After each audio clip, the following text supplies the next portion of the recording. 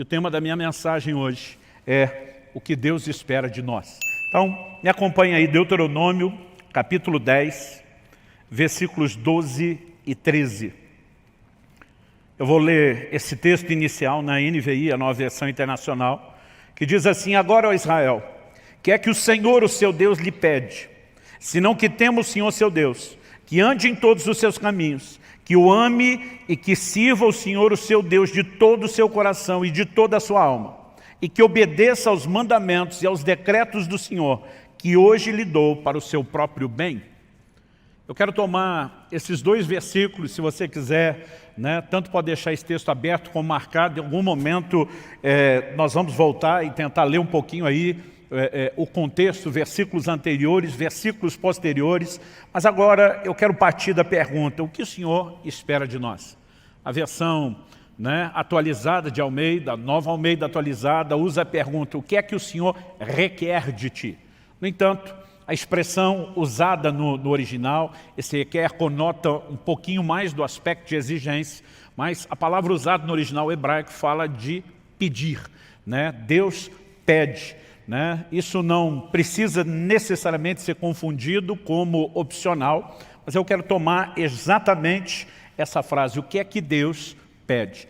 E eu gostaria que a gente pudesse conversar a respeito desse assunto, da expectativa de Deus, daquilo que Ele requer de nós, pensando esse assunto em pelo menos 3 aspectos. Eu quero fazer aqui 3 perguntas. Primeiro, por que Deus faria algum tipo de exigência a nós, ao seu povo, aqueles que o seguem? Segundo lugar, o que exatamente Deus requer de nós? E, em terceiro lugar, nós vamos tentar trabalhar a razão, o motivo desse pedido que Deus fez. Então, acredito que olhando para o próprio texto, nós podemos entender que o fato de Deus fazer exigências, e não apenas nos colocar numa posição onde a gente pode pedir algo a Ele, mas Ele também pedir a nós, precisa nos ensinar algo. Eu gosto de dizer que oração não é apenas o meio através do qual eu e você recebemos de Deus aquilo que a gente quer. Oração também deveria ser, em contrapartida, o meio através do qual Deus recebe de nós, consegue de nós o que Ele quer. É o que nós aprendemos quando o Senhor Jesus, no jardim do Getsêmani, dobra os seus joelhos para dizer a Deus: seja feita não a minha, mas a sua vontade. Muitas vezes nossa vontade pode entrar em rota de colisão com a vontade de Deus. E nós precisamos entender que o ambiente de oração, o mesmo ambiente onde nós podemos pedir a Deus e conseguir de Deus algumas coisas que queremos, também deveria ser um ambiente de rendição, onde Deus possa conseguir de nós aquilo que Ele quer. Isso significa que, seja na oração ou em qualquer outro aspecto do nosso relacionamento com Deus, nós temos que reconhecer que esse relacionamento é uma via de mão dupla. Nós precisamos entender que no relacionamento com Deus, nós temos não só direitos, mas nós também temos deveres. Hoje em dia eu vejo uma ênfase de um evangelho que ele promove, simplesmente anuncia o bônus. Não se fala muito a respeito do ônus, qual é o seu compromisso, quais são as suas renúncias, mas é fato que o relacionamento de Deus com o homem desde o início da criação, quando Deus estabelece o primeiro casal no jardim, antes da queda, antes do pecado, nós vemos um posicionamento claro de um Deus que, por um lado, disponibilizou, ofereceu a eles direitos e disse: vocês podem comer de todas as árvores do jardim, usufruam de tudo isso porque é para o bem de vocês. Mas o Senhor faz uma restrição. Ele diz: mas da árvore do conhecimento do bem e do mal, vocês não podem comer. Então eles tinham direitos, mas eles também tinham deveres. E quando olhamos essa perspectiva, por mais que pareça um tanto quanto óbvia, eu acredito que ela não tem estado tão presente na forma de pensar dos crentes de uma forma geral. Muitas vezes olhamos para Deus como aquele que tem um compromisso de nos abençoar, de fazer aquilo que nós queremos, e afinal de contas é por isso que a maioria acaba se disponibilizando, pelo menos no início, antes de ter tanto entendimento ou maturidade, a andar com Deus, porque vê o lucro de um Deus que vai atendê-lo. No entanto, à medida que crescemos no entendimento da palavra, precisamos entender que há não apenas direitos, mas também deveres. Essa via de mão dupla com direitos e deveres, ela tem por trás de si uma lógica. E acredito que um dos elementos que a gente possa colocar aqui nessa conta é reconhecer que o que o homem tem o privilégio de viver com Deus é classificado na Bíblia, na sua palavra, como uma aliança. E a aliança envolve compromisso das duas partes, nunca de uma parte só. Depois Deus tirar a nação de Israel do Egito, debaixo do domínio de Faraó, da escravidão na qual viviam, ele faz isso com um projeto muito claro, levá-los a uma terra prometida, e assim que saem e param no Monte Sinai, observe o que é que Deus manda Moisés falar para eles. Êxodo, capítulo 19, do versículo 3 até o 6, diz assim: Moisés subiu para encontrar-se com Deus. E do monte, o Senhor o chamou e lhe disse: assim você falará à casa de Jacó e anunciará aos filhos de Israel: vocês viram o que fiz aos egípcios e como levei vocês sobre asas de águia e os trouxe para perto de mim. Agora, pois, se ouvirem atentamente a minha voz e guardarem a minha aliança, vocês serão a minha propriedade peculiar dentre todos os povos. Porque toda a terra é minha, e vocês serão para mim um reino de sacerdotes e uma nação santa. São essas as palavras que você falará aos filhos de Israel. Deus estava dizendo: eu tirei vocês do Egito, eu os trouxe sobre as asas da águia, eu tenho guiado vocês, eu tenho guardado vocês, eu tenho feito grandes coisas em favor de vocês, porque eu tenho um plano. Agora Deus está dizendo: se vocês querem ser a minha propriedade peculiar dentre todos os povos, que é o meu projeto, vocês têm que guardar a minha aliança. Em outras palavras, Deus está dizendo: nessa aliança não existe apenas um compromisso da minha parte com vocês, de intervir, de salvar, de redimir, de guiar, de proteger, mas precisa existir da parte de vocês um compromisso de guardar a minha aliança. Isso significa ouvir atentamente a voz do Senhor, andar em obediência a Ele. Então, nós vamos percebendo esse desenho. E, obviamente, quando a gente fala de uma via de mão dupla, de direitos e deveres, de compromisso das duas partes, embora a gente entenda uma parte desse aspecto do relacionamento que envolve o compromisso das duas partes, eu acredito que a gente pode não só não enxergá-lo de forma completa, como enxergá-lo de uma forma deficiente, incompleta. Nós precisamos entender que nesse relacionamento, Deus tem o direito de pedir e de exigir algo, não só porque além de direitos tem deveres, não só porque além de bônus tem ônus, não só porque a aliança requer o compromisso das duas partes, mas aquilo que deveria ser entendido como óbvio, nessa relação, Deus é o Senhor e nós somos seus servos. Embora haja compromisso das duas partes, não significa que nós estamos na mesma posição, naquele lugar de direitos iguais. Ele é Senhor. E senhorio implica no quê? Basicamente, em obediência, em submissão, em rendição. É por isso que em Lucas, no capítulo 6, no versículo 46, o Senhor Jesus diz: por que é que vocês me chamam Senhor, Senhor, e não fazem aquilo que eu mando? Ele está dizendo: é incoerente me chamar de Senhor. A palavra Senhor, a gente tem repetido isso aqui, era usada por um escravo quando ele se dirigia ao seu amo. A palavra Senhor significa dono, possuidor.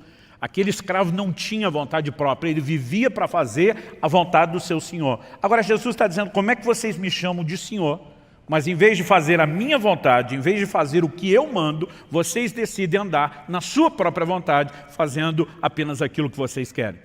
Então, quando nós começamos a pensar esse desenho, acredito que isso nos ajuda a entender melhor o que é o relacionamento com Deus. Não estamos atrás de uma única intervenção de Deus ou outra, não estamos apenas atrás do favor do Senhor e do que Ele pode fazer de nós. Nós queremos o relacionamento, o pacote completo. Nós queremos interagir com Ele exatamente da forma como Ele espera de nós. Você pode dizer amém? Então, precisamos entender, pressupõe-se que Ele tem todo o direito de externar esse tipo de expectativa em relação a cada um de nós. A segunda coisa que eu gostaria que a gente pudesse pensar, de acordo com esse texto, é o que exatamente, especificamente, o que Deus requer de nós. Então, nessa pergunta que Deus, através de Moisés, faz à nação de Israel, e agora, ó Israel, o que é que o Senhor, seu Deus, lhe pede? Senão o que? Tema o Senhor. Em primeiro lugar, ele destaca aqui temer a Deus. Você pode repetir isso comigo? Diga: temer a Deus. Mais uma vez, com gosto e vontade. Vamos tentar, planeja, junta a força aí dentro de você, e diz comigo: temer a Deus. Ótimo. A segunda coisa, ele diz assim: que ande em todos os seus caminhos. Segundo lugar, diga comigo: andar em seus caminhos. E depois ele diz, e que ame e sirva o Senhor, seu Deus, de todo o seu coração e de toda a sua alma. Terceiro lugar, diga, amar e servir com intensidade. Então podemos repetir as três, diga, temer a Deus, andar nos seus caminhos, amar e servir com intensidade. Mas pastor, tem 4, porque o texto diz aqui que obedeça aos seus mandamentos. Eu quero te mostrar, depois de falar dessas primeiras 3 coisas, que a 4ª é apenas um resumo, um arremate final. Por quê? Temer a Deus é mandamento a ser guardado. Andar nos seus caminhos é mandamento a ser guardado. Amar e servir o Senhor de todo o coração é mandamento a ser guardado. Então, acredito que quando ele encerra falando sobre guardar os mandamentos, ele não está necessariamente falando de um 4º aspecto, né? Mas ele está arrematando a ideia de que a nossa relação com Deus se resume na obediência que nós devemos a Ele. Mas vamos falar em primeiro lugar do temor a Deus, né? Eu tenho percebido que muitas pessoas têm tratado do assunto do temor a Deus de uma forma muito equivocada. Hoje em dia, muita gente tem falado a respeito da graça de Deus. A graça de Deus não é um assunto novo. Ela é anunciada desde o início da história da igreja, desde o início do Evangelho.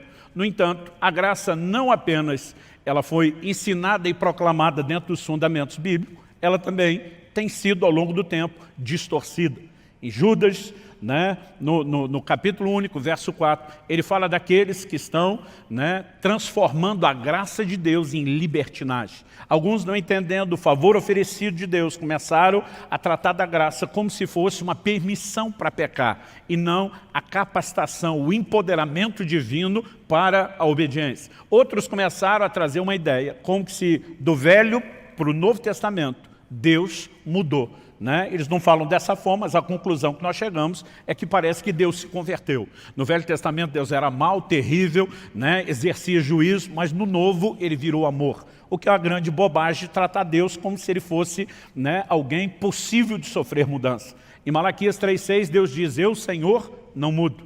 Tiago capítulo 1, verso 17, a Bíblia diz, nele não há mudança, nem sombra de variação. Logo, não há mudança em Deus. Então nós não podemos olhar como se no Velho Testamento Deus fosse uma coisa e no Novo Testamento ele tivesse se tornado outra. Logo no 2º século da era cristã, né, houve um camarada que trouxe muitas distorções, muitas heresias, chamado Marcião. E a gente brinca que até hoje existem os marcionitas, são aqueles, né, que acabam replicando o ensino dele, conhecendo ou não. Ele dizia que o Deus do Velho Testamento era um e o do Novo Testamento era outro. Né? No Novo Testamento ele não aceitava nem os evangelhos e o ensino de Jesus. Era só Paulo que tinha a revelação. E alguns parecem estar agindo assim. Eu tenho visto gente dizer, temor é coisa do Velho Testamento. E eu digo para alguns, eu acho que você não andou lendo o Novo Testamento. Né? Embora nós estamos partindo de um texto do Antigo Testamento falando sobre temer a Deus, Atos 9:31 diz, assim a igreja tinha paz por toda a Judéia, Galiléia e Samaria, edificando-se e caminhando no temor do Senhor e no consolo do Espírito Santo crescia em número. No mesmo ambiente onde havia temor de Deus, havia consolo do Espírito Santo. Nós precisamos entender que não são coisas excludentes, são coisas que se complementam. Paulo escreve aos Efésios e diz que nós devemos sujeitar-nos uns aos outros no temor de Cristo. Então, o Novo Testamento fala de temor, temor estando na igreja, devendo estar na vida do cristão. Agora, essa palavra, a maior parte das vezes traduzida como temor no Novo Testamento, no original grego, ou é a palavra phobeu, ou a sua raiz, né, phobos. A gente conhece o termo fobia, que procede de lá, que significa medo. Né? A tradução dessa palavra, que muitas vezes aparece como temor, ela sugere tanto medo e receio, como também tem a conotação de respeito e reverência. Agora, eu olho para algumas pessoas e percebo que elas dão um ênfase na palavra, como se eu e você tivéssemos que viver aterrorizados em relação a Deus. Outros parecem tentar eliminar isso completamente, quase como se o respeito e a reverência não tivessem nenhuma ponta, nenhum aspecto de temor. E na verdade essas coisas meio que se misturam. Mas nós precisamos entender a necessidade de um equilíbrio, mesmo no uso dessa palavra. Por exemplo, em Efésios, no capítulo 5, o apóstolo Paulo começa a falar da relação entre o marido e a esposa e um paralelo da relação com Cristo e a igreja, a noiva, né, com quem ele vai se casar. E a Bíblia diz que o marido deve amar a esposa como Cristo amou a igreja, mas que a esposa deve submeter-se ao seu marido como a igreja deve submissão a Cristo. Mas no final, no versículo 33, final do capítulo e do arremate dessa ideia, o apóstolo Paulo diz assim, que a esposa respeite o seu marido. Efésios 5:33. A palavra traduzida ali, né, é fobeu, que a esposa tema o seu marido.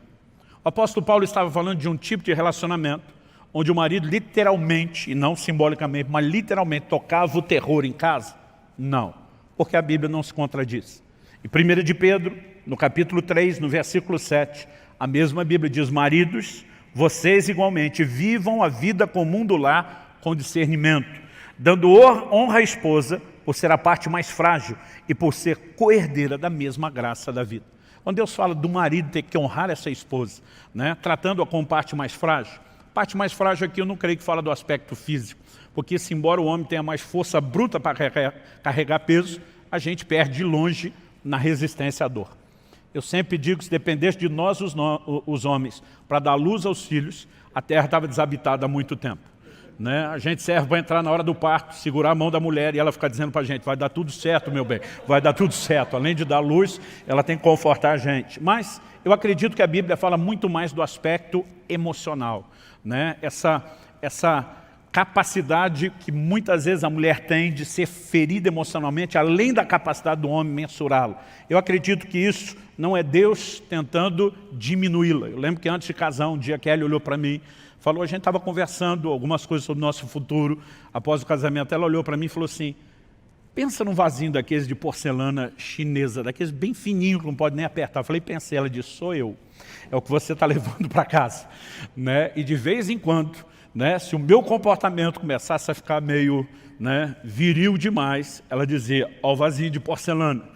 Né? E o duro que eu tinha que acatar aquilo ainda pelo prisma da Bíblia. Né? Eu preciso honrar essa mulher. Então, como que Deus manda o marido tratar a mulher com tanta honra e distinção, mas manda ela ter medo? Nós precisamos entender que aqui é um equilíbrio de reverência, de respeito. Não que a pessoa do homem seja distinta, né? Não que ele, como pessoa, tenha mais valor, mas que dentro da funcionalidade do lar, o seu lugar de autoridade requer isso. Então, nós precisamos entender que há um equilíbrio. A palavra temor, ela nunca vai excluir totalmente essa questão do medo, mas ela não pode estar centrada só nela. Deve ser uma combinação entre um e outro. Pastor, o senhor está dizendo que a gente precisa ter medo da pessoa de Deus, né? Não é a pessoa, é a maneira como nos relacionamos com a pessoa. A mesma Bíblia que apresenta esse Deus, né, como amor, também apresenta esse Deus como justo. Nenhum atributo de Deus vai excluir o outro. E muitas vezes a ênfase de alguns desses pregadores da graça é porque Deus é amor, Ele não julga. Ele é tanto uma coisa quanto outra. Né? Em Romanos, por exemplo, no capítulo 13, no versículo 3, o apóstolo Paulo diz assim, porque os magistrados não são para temor quando se faz o bem, e sim quando se faz o mal. Você quer viver sem medo da autoridade? Faça o bem e você terá louvor dela. Basicamente, Paulo está dizendo que não precisa temer a autoridade, ele disse, se você se conduzir de forma correta, não precisa temê-la. Agora, se estiver fazendo errado, deve temer. Aonde está a ênfase do aspecto do medo? Se eu desobedecê-lo, as consequências de um Deus que é justo serão inevitáveis. Isso não significa que eu preciso ter medo de que Ele queira o mal. Esse é o mesmo Deus que desde a antiga aliança já dizia, eu é que sei os pensamentos que eu tenho acerca de vós, são planos de bem e não de mal, para vos dar um futuro e uma esperança. No entanto, esse mesmo Deus é chamado muitas vezes de um Deus terrível, né? Porque a consciência do quão correto e justo, ela deve encher o nosso coração de temor, pelo fato de que quando desrespeitamos os seus mandamentos, as consequências, elas virão. Vou falar sobre esse assunto de consequência daqui a pouco. Vamos voltar aqui para a ideia do temor. Eu acredito que devemos temer as consequências de não obedecer a Deus e não ter medo da sua pessoa. Mas a reverência que temos para com Ele é que esse Deus que é amor, que é a fonte de toda bondade, de toda misericórdia, Ele também é um Deus justo. O temor é parte daquilo que Deus espera de nós. Em Provérbios, no capítulo 9, no versículo 10, a Bíblia diz que o temor do Senhor é o princípio da sabedoria. né? Isso nos ajuda a nos conduzir de forma correta. Em segundo lugar, vamos falar aqui a respeito de andar em seus caminhos. O que significa isso? Essa ideia de caminho pressupõe um trilho pré-estabelecido. É o caminho de Deus, definido por Ele. Muitas vezes a palavra de Deus vai se referir, né, a pessoas que erraram, a pessoas que pecaram, falando de gente que escolheu o seu próprio caminho. Isaías 65:2, por exemplo, diz isso.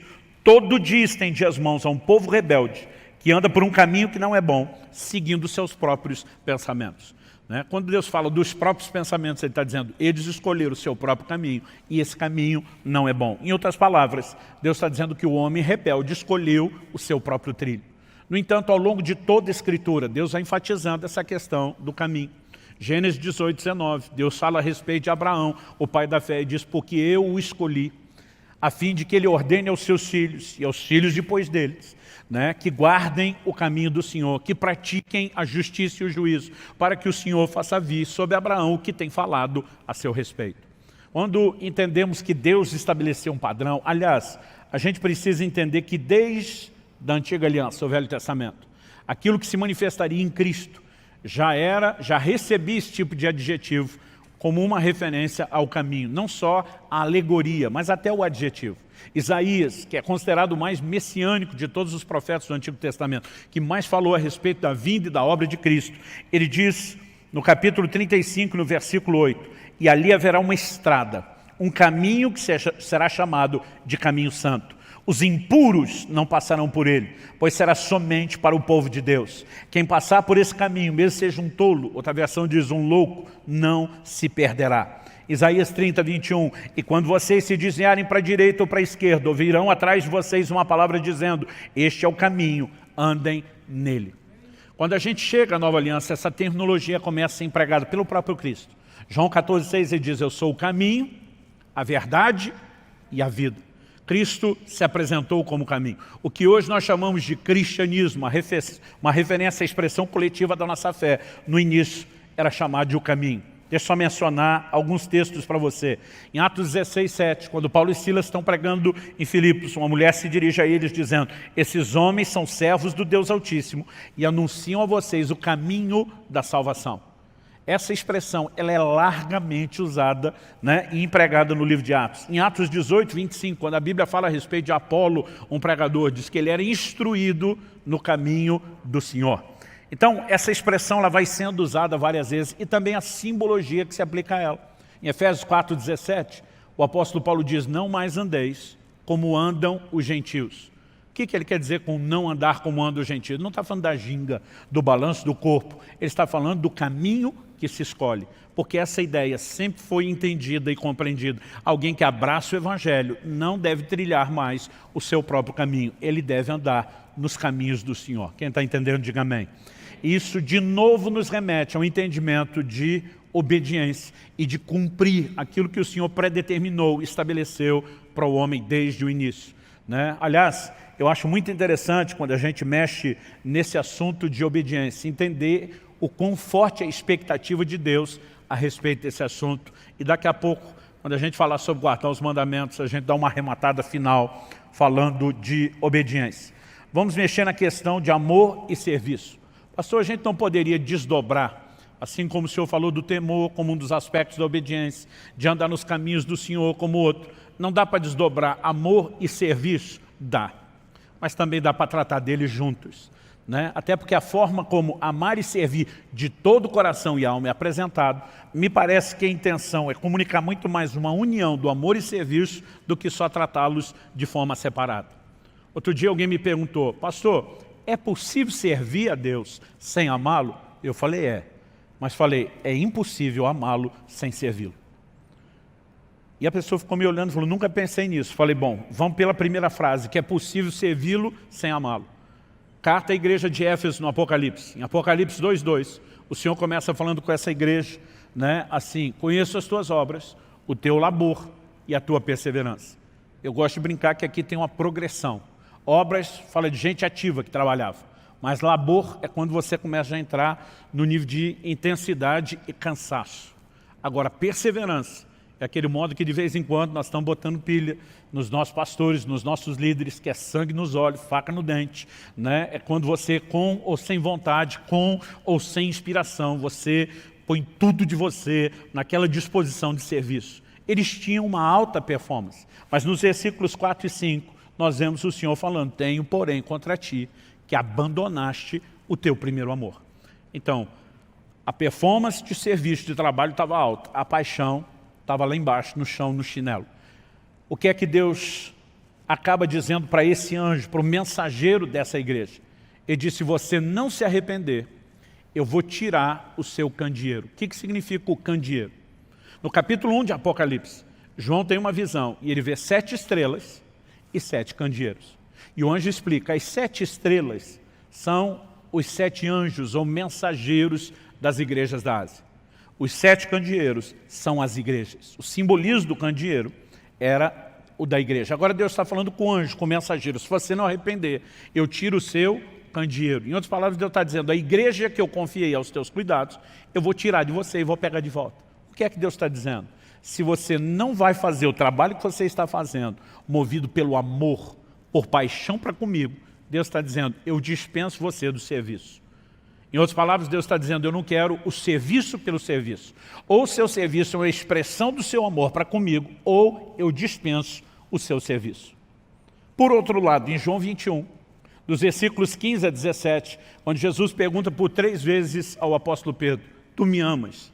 Em cada uma delas, Pedro sinaliza, responde positivamente, tu sabes que eu te amo. O que é que o Senhor diz para ele? Apacenta as minhas ovelhas. Em outras palavras, está dizendo, se você me ama, vamos manter isso não só na declaração, no nível verbal, mas vamos demonstrar isso, Pedro, com trabalho, vamos demonstrar isso com serviço. Então me parece que o critério de entrada para quem vai servir no ministério, trabalhar para Jesus, é que tem que amar. E a exigência para a saída é se faltar amor. Portanto, nós não podemos mera e simplesmente olhar para isso e dizer os assuntos estão desconectados. Mas embora seja possível servir sem amar, é impossível amar sem servir. O serviço deveria ser uma expressão do nosso amor. Quem está entendendo, diga amém. Mas pastor, eu não tenho a obrigação de trabalhar? Tem, mas não deveria trabalhar só com senso de obrigação. Deveria fazer isso com senso de prazer. Então vamos falar da obrigação sendo cumprida com senso de prazer? Há poucos meses atrás, Kelly e eu completamos 25 anos de casado. E tem uma ordem divina que rege o meu casamento. Né? A minha responsabilidade, o meu papel como marido. A Bíblia diz, maridos, amai as vossas mulheres. É um imperativo, é uma ordem. Deus não está dando uma sugestão, não é um hashtag fica a dica. Deus não está dizendo, ó, se um dia desse você estiver de bom humor, se a coisa estiver fácil, se tua mulher não estiver dando trabalho, se você puder amá-la, beleza, fico te devendo uma. É uma ordem. E se é uma ordem, nós precisamos entendê-la como tal. O que significa a disposição de amar não é mero sentimento espontâneo, é uma decisão. Então, eu sou obrigado a amar minha mulher. Eu não tenho opção. E não olhe para mim, vocês os maridos, como se fosse só eu obrigado, que vocês também são. Vocês solteiros que estão orando para casar, estão orando para entrar dentro da mesma obrigação. Agora é uma obrigação, nenhum de nós vai discutir isso, certo? Agora eu fico pensando, se cada manhã que eu acordo do lado da minha esposa, desses 25 anos, eu dissesse para ela, eu amo você, e quando aquele abrisse um sorriso de satisfação, atropelasse ela dizendo, fazer o quê, né? Deus mandou. Não tem opção mesmo. Não tem outra alternativa, só me resta amá-lo, então estamos aqui para cumprir a obrigação. Eu fico imaginando se a gente ainda estaria casado, e se tivesse, qual seria a qualidade do matrimônio. Mas pastor, não é essa obrigação? É. E ela não sabe? Sabe. Então qual o problema de falar da obrigação? O problema é que ela não espere que eu a ame apenas com senso de obrigação.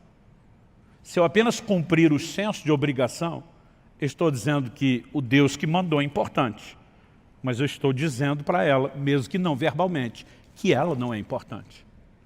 Agora, quando eu olho para ela e digo, eu sou obrigado a te amar, mas você me inspira a fazer isso, você nunca fez com que isso fosse um fardo ou um peso, você torna a minha obrigação leve, eu posso cumpri-la com alegria, eu estou dizendo que não apenas o Deus que me mandou e eu obedeço é importante, mas que ela tem importância e valor para mim. Agora, vamos colocar isso diante de Deus. A gente diz, Senhor, eu vou servir o Senhor só para não me dar mal na eternidade, para não desobedecer e para não ficar sem galardão. Deus espera de mim e de você muito mais do que o senso de obrigação. É lógico que o temor precisa estar lá. O apóstolo Paulo dizia, ai de mim se não pregar o Evangelho. Estou em rota de colisão com a vontade de Deus, em plena desobediência. Ele diz, eu tenho temor a ponto de dizer, ai de mim. Mas Paulo fazia isso só pela obrigação? Ele dizia, não.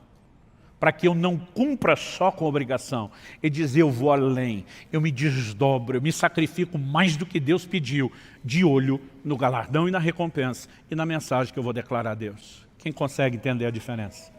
Nós precisamos ser um povo, né, que entenda a importância de servir ao Senhor, mas que faça isso não só por causa de cobrança, não só por causa de pressão, e nem só por causa de anseios pessoais. Porque muitas vezes nós queremos fazer coisas que Deus não pediu e não queremos fazer coisas que Ele pediu. Então, muitas vezes, né, para que a gente se conecte ao lugar correto de serviço, nós vamos ter que dizer, por amor ao Senhor, eu vou abrir mão daquilo que eu queria e vou fazer aquilo que o Senhor quer. Agora, tanto uma coisa como outra, seja tratada de forma separada, o amor e serviço, ou de forma conjunta, é apresentada como algo que a gente precisa fazer de todo o coração. Eu acredito que é nessa expressão que fica muito claro e evidente que Deus espera de mim e de você, mais do que o senso de obrigação, mas o senso de prazer, de dedicação total e plena a Ele. Isso significa que nós temos que dar o melhor de nós nessa relação, tanto de amor como de serviço. Você pode dizer amém? Então, depois de falar de temer ao Senhor, de guardar os seus caminhos, em terceiro lugar, destacar aqui o amor e o serviço intenso de todo o coração. Nós vemos Deus arrematando o assunto, falando sobre guardar os seus mandamentos. Como eu disse antes, guardar os mandamentos não é um quarto aspecto. Na verdade, é aquilo que resume todos os outros aspectos. Ah, pastor, o senhor esqueceu de dizer que Deus requer de nós santidade. Afinal de contas, em Efésios 1:4, a Bíblia diz que Ele nos elegeu nele, antes da fundação do mundo, para sermos santos e irrepreensíveis. Não, está dentro do pacote. Isso é andar nos seus caminhos. Ah, pastor, o senhor esqueceu falar da adoração e da devoção. Pode botar isso no pacote do amor, né? Agora, algo que nós precisamos entender é a importância da obediência. Tudo aquilo que Deus espera de nós, pediu de nós, se resume na obediência que eu e você devemos a Ele. O profeta Jeremias confronta a nação de Israel e começa a dizer, citando aquele texto de Êxodo 19, que eu já li um pouco, quando o Senhor fala sobre Israel sendo a sua propriedade peculiar, né, dentre os povos, mas para isso, tendo que guardar a sua aliança e ouvir atentamente os seus mandamentos. Jeremias começa a perguntar, o que é que Deus requeriu de vocês lá no início? E ele diz, Deus nunca pediu de vocês sacrifício. O modelo de adoração do Velho Testamento era baseado no sacrifício. E diz, o que Deus pediu de vocês foi obediência aos seus mandamentos. Isso me leva a entender que mais do que a própria adoração, Deus espera de nós obediência. Aliás, o pecado é retratado na Bíblia, em 1 de João 3,4, como a quebra da lei, a desobediência. Então, o contraponto do pecado na relação com Deus, na vida de santidade, se resume na obediência. Às vezes, nessas proclamações distorcidas da graça, eu vejo gente tentando dizer que não há necessidade de obediência na nova aliança, o que é uma grande bobagem. E a maioria deles se baseia num texto muito mal aplicado, que é Romanos 10,4, quando a Bíblia diz o fim da lei é Cristo. Todo dia falou, está aqui, não tem mais lei, acabou toda a lei. Eu falei, você tem certeza que ele está falando de toda a lei? Porque daqui a pouco, ali na frente, no capítulo 13, ele vai mandar a gente obedecer às autoridades e às leis naturais. Então não pode ser que ele está dizendo que acabou todo tipo de lei. Hebreus capítulo 7, versículo 12, diz que onde há mudança de sacerdócio, e a grande mudança da velha para a nova aliança, é que a velha era baseada no sacerdócio levítico, e a nova é baseada no sacerdócio de Cristo, que o autor de Hebreus diz ser segundo a ordem de Melquisedeque. A Bíblia diz onde há mudança de sacerdócio, é mudança de lei. A Bíblia não diz que é extinção, desaparecimento de lei, que a lei cessou. Quando a Bíblia diz o fim da lei é Cristo, está falando de uma lei específica que regia a velha aliança, que constituía de muitos mandamentos e ordenanças, né, que na verdade, na nova aliança, são tratados de uma forma completamente distinta. Em Colossenses 2, 16 e 17, em Hebreus 10, 1, a Bíblia enfatiza que a lei não tem a imagem exata das coisas, mas a sombra de bens vindouros. Eles tinham muitas ordenanças, como, por exemplo, sacrifício de animais, que eu e você não temos que fazer, essas coisas cessaram. Aliás, na verdade, Jesus ainda diz assim, eu não vim extinguir a lei, eu não vim suprimir a lei. Ele diz, eu vim cumprir. Porque a lei, além de ter um caráter temporário, tinha um caráter profético, ela apontava para Cristo. Jesus diz para os judeus nos seus dias, examinais as Escrituras, e são elas que testificam de mim, tudo converge na pessoa de Jesus, e muita dessa simbologia se cumpre no sacrifício de Cristo. Agora, isso não significa que não haja mandamentos. Jesus diz, um novo mandamento vos dou. Novo pressupõe essa mudança de lei, mas que também agora há mandamentos a serem obedecidos. Aliás, em Mateus, no capítulo 28, no que nós chamamos de a grande comissão, nos versículos 19 e 20, a Bíblia diz assim, portanto vão e façam discípulos de todas as nações, batizando-os em nome do Pai, do Filho e do Espírito Santo, ensinando-os a guardar todas as coisas que tenho ordenado a vocês. E eis que estou com vocês todos os dias até o fim dos tempos. Ou como diz uma versão mais clássica, até a consumação dos séculos. O Senhor Jesus estava dizendo o quê? Vocês vão fazer discípulos das nações. Significa os não-judeus, os gentios. E é importante observar isso.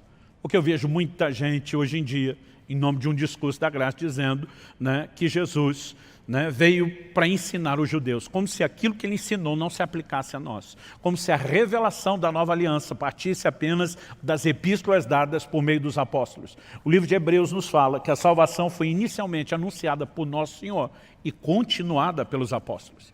Quem começou a proclamar o Evangelho foi o próprio Cristo, e eles deram continuidade. Trouxeram mais informações, claro. Jesus não tinha ainda nem morrido, o que dizer ressuscitado. Ele diz, eu tenho muito que vos dizer, mas vocês não têm estrutura para suportar. A revelação seria progressiva, mas o Evangelho não mudou. E quando Jesus diz, vão e anunciem aos gentios, ele está dizendo, não limitem aquilo que eu ensinei somente aos judeus que me ouviram. Jesus nunca veio tentar deixar o judeu da velha aliança, né, um judeu melhor, fazendo com que ele apenas cumprisse a lei. O tempo todo ele dizia, ouviste o que foi dito aos antigos, que era a lei de Moisés. Ele dizia, eu porém vos digo, mostrando que ele trouxe mandamentos. O Novo Testamento fala da lei de Cristo, fala dos seus mandamentos, e nós devemos a ele obediência. A obediência já foi requerida no Éden, antes de ter lei de Moisés. A obediência foi requerida durante a lei de Moisés. A obediência continua sendo requerida na nova aliança. A obediência é o cerne do nosso relacionamento com Deus. Quem está entendendo, diga amém.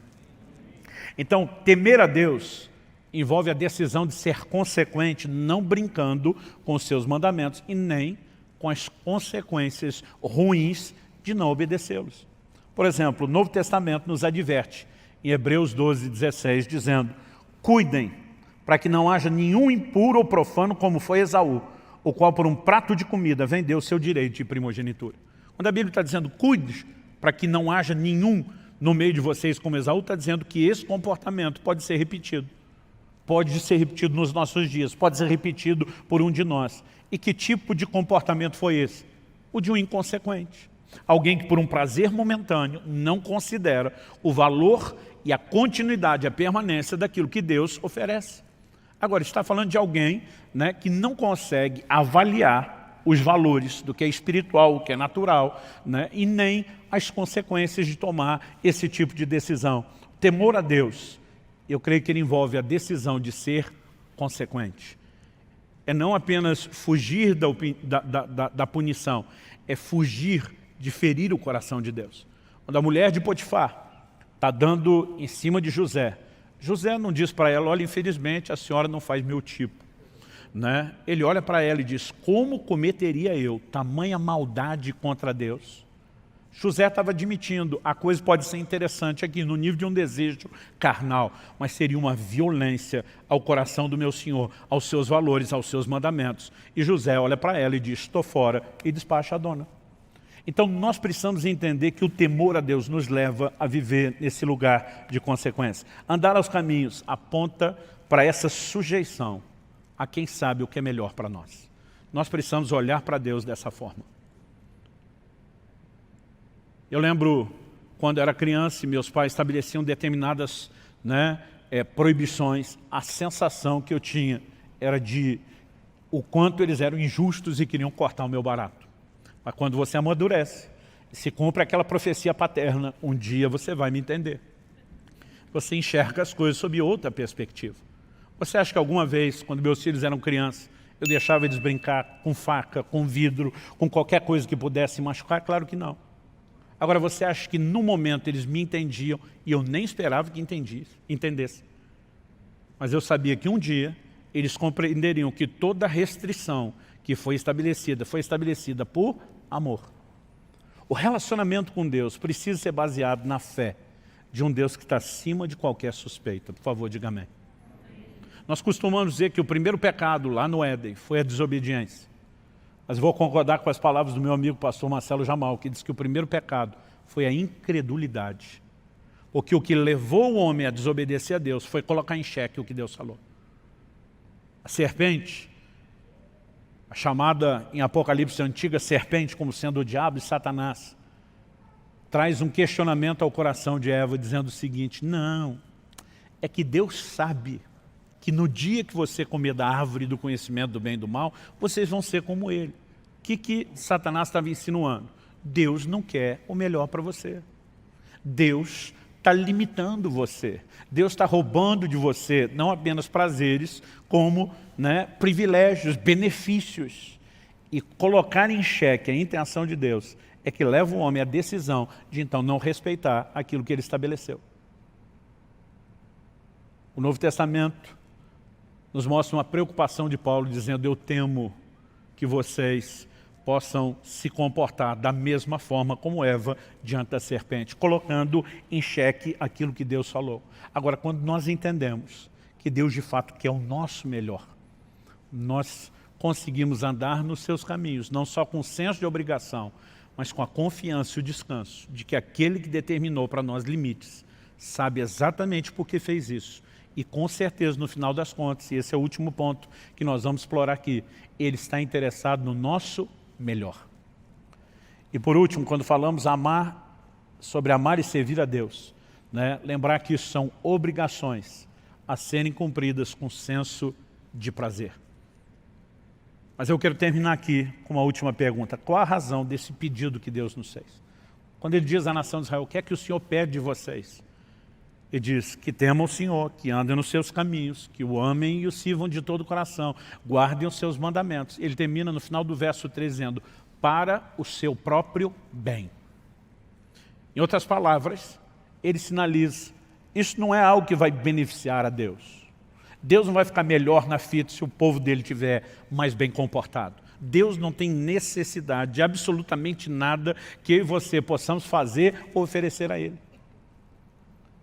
Aliás, em Atos 17, na pregação de Paulo, lá no Areópago, em Atenas, ele faz a seguinte afirmação, versículos 24 e 25 de Atos 17.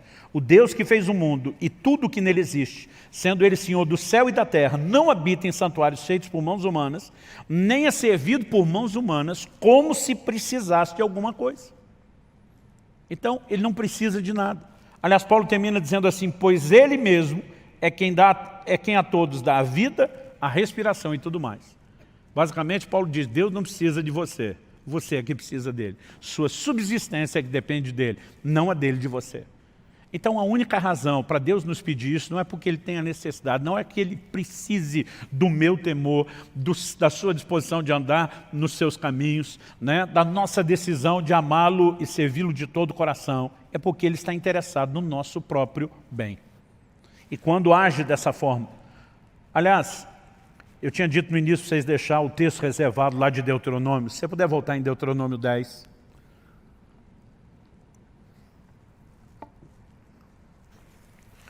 Eu gostaria que a gente pudesse avaliar o versículo 11. A gente leu o 12 e o 13. Vamos ler o versículo 11, que é o versículo anterior ao nosso texto base. Nesse versículo nós lemos assim: porém o Senhor me disse, Moisés falando, levante-se e ponha-se a caminho diante do povo, para que entrem e tomem posse da terra que, sob juramento, prometi dar aos pais deles. Deus tinha tirado a nação de Israel do Egito com qual propósito? Não era que eles ficassem perambulando no deserto. Deus queria levá-los a um lugar de abundância, a uma terra que manava leite e mel. E acredito que isso também aponta de forma figurada para aquilo que Deus deseja para mim e para você. Deus também não nos tirou do mundo e do pecado para que a gente ficasse perambulando num deserto de aridez espiritual. Jesus diz, eu vim para que vocês tenham vida e vida com abundância. Efésios 1:3 diz, bendito seja o Deus e Pai de nosso Senhor e Salvador Jesus Cristo, o qual já nos abençoou com toda sorte de bênção nas regiões celestiais em Cristo Jesus. Deus tem um projeto de plenitude para mim e para você.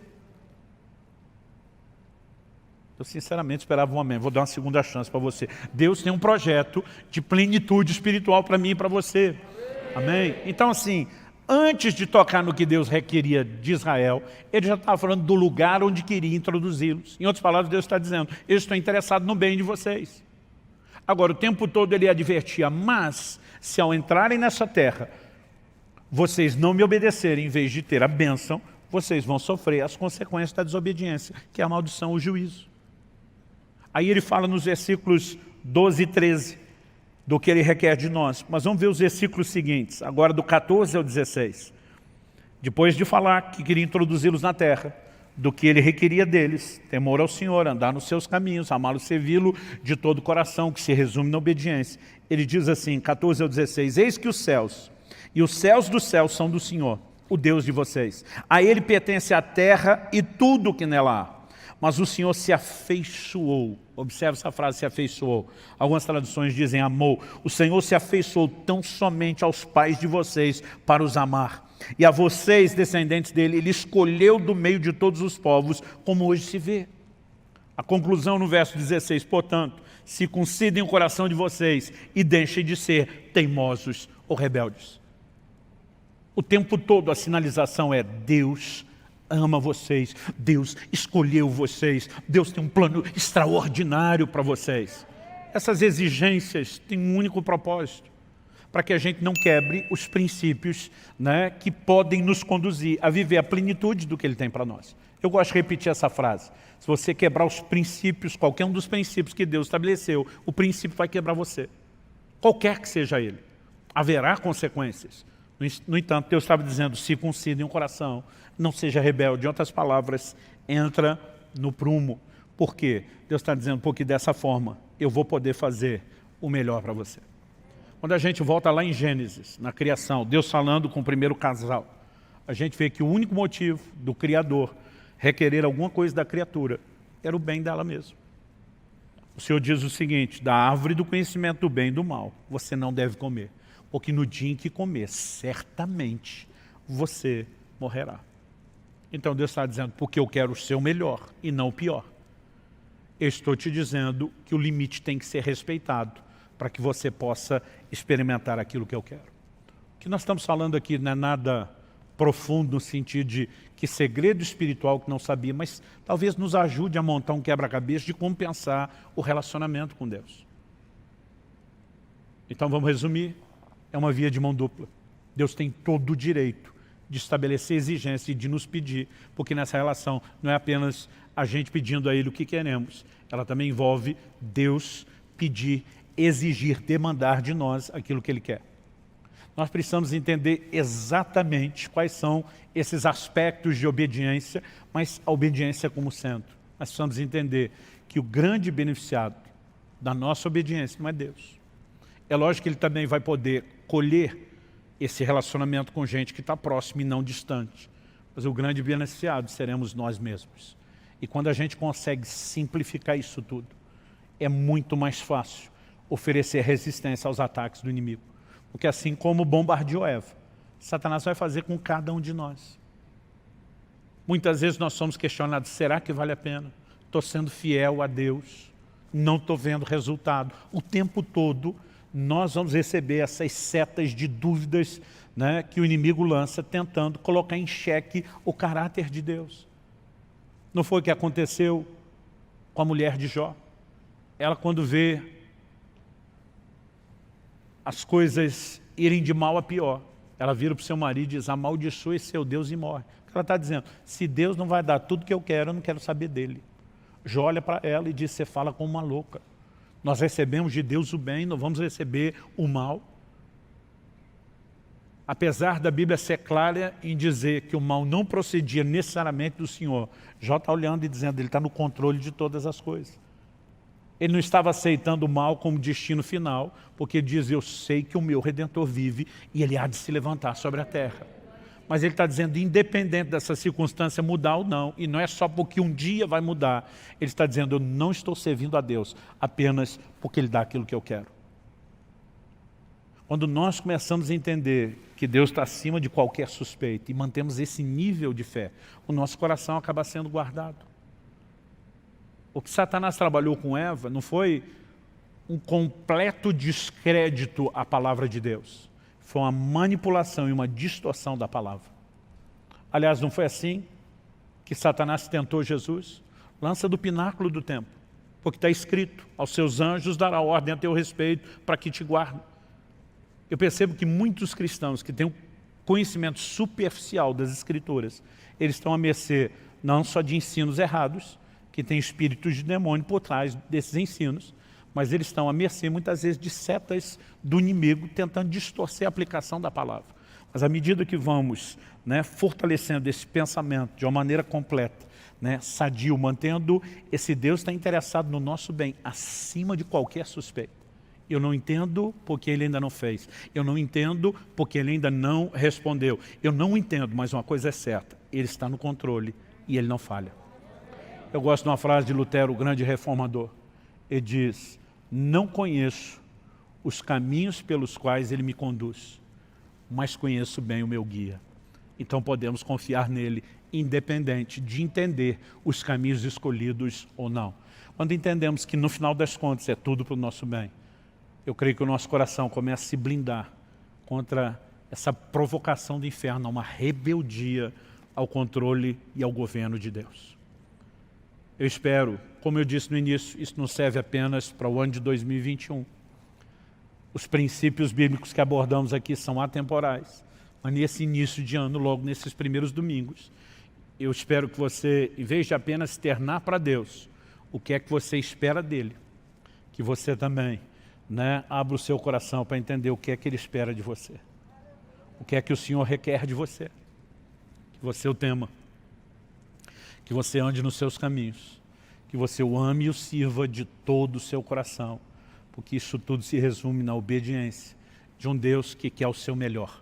Que estabeleceu um caminho de mão dupla, não porque Ele queria tirar mais do que dar, mas queria nos ensinar que o compromisso é das duas partes, sem que nunca a gente perdesse de vista o interesse dele em nós, o seu amor. Romanos 8,32 diz, se Deus não poupou, nem mesmo ao seu próprio Filho, antes o entregou por amor de nós, como não nos dará juntamente com Ele, com Jesus que já foi dado todas as coisas? A Bíblia fala de um Deus que está disposto a qualquer coisa. Isso não significa que Ele não tenha planos, que Ele não tenha um propósito, que Ele não tenha caminhos personalizados, mas a intenção do fato de Deus querer o nosso bem nunca pode ser questionada. Nossa fé precisa ser firmada nisso. Você acha que não passou na cabeça do José, lá naquela prisão, naquele calabouço? E aí, José, valeu a pena você ter descartado a dona lá, a mulher de Potifar? Ela se vingou de você. Onde é que você veio parar? Por um instante, José, por um tempo, por alguns anos, José esteve na prisão.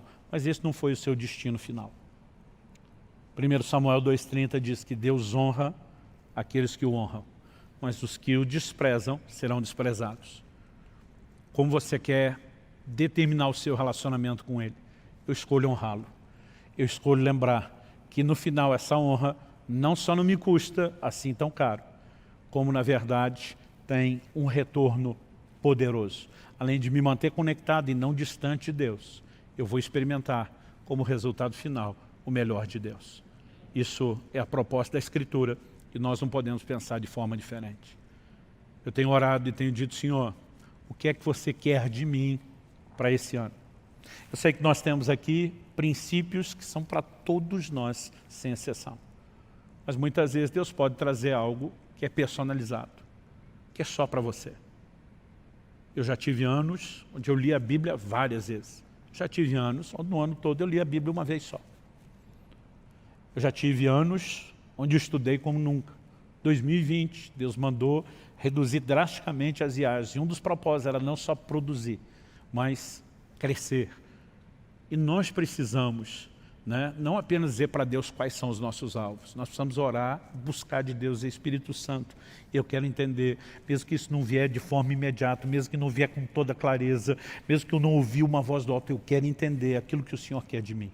Sem contar essa disposição. Você consegue imaginar se cada um de nós, não apenas os que compõem a comunidade de alcance aqui de Curitiba, se cada um de nós no corpo de Cristo decidisse atender o que Deus espera de nós e dessemos a Ele, né, o temor do nosso coração, a disposição de andar nos seus caminhos, a decisão de amá-lo e servi-lo de todo o coração, dizendo obediência ao trilho, porque entendemos, né, que não é uma via de mão única, mas também ao mesmo tempo cheios de expectativa, de fé, num Deus que é o nosso melhor. Você consegue imaginar o que a igreja brasileira não faria nessa nação? Então a pergunta é, por que não temos feito? E eu não estou aqui para julgar você. Talvez você seja novo na fé. Talvez você esteja no início da caminhada tentando entender e processar as coisas. Talvez você diga, pastor, eu sou, como diz a turma aí, já macaco velho. No entanto, andei dando bobeira. Não vim aqui te apontar o dedo ou jogar pedra em você. Eu creio que o próprio amor desse Deus, que quer o seu melhor, te dá a oportunidade de conserto, te dá a oportunidade de arrependimento, de ajuste. E eu gostaria que nós terminássemos com um momento de oração. Aí onde você está, sentado, né? Sentado mesmo. Eu quero que você coloque diante de Deus a sua vida. Eu quero que você comece a falar com o Senhor. Eu quero que você, de fato, se pergunte. Você tem entregado a Deus o que Ele pede, o que Ele requer de você? Talvez você diga, pastor, eu acho que eu estou no time que respondo sim. A pergunta é, qual o nível? Porque muitas vezes nós estamos amando e servindo, mas não de todo o coração. Às vezes nós estamos temendo de uma forma meio parcial, relativizada.